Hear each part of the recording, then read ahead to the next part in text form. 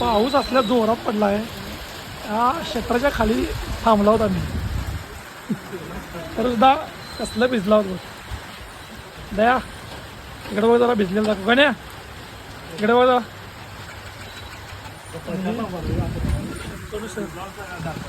तुम्ही भिजतो का बरे द्या. कसला भिजला होता बघा. आणि दुसरं म्हणजे आणि आमच्याकडे इथं सरांच्या आमच्या फोर व्हीलरने आहे. मस्त असा पाऊस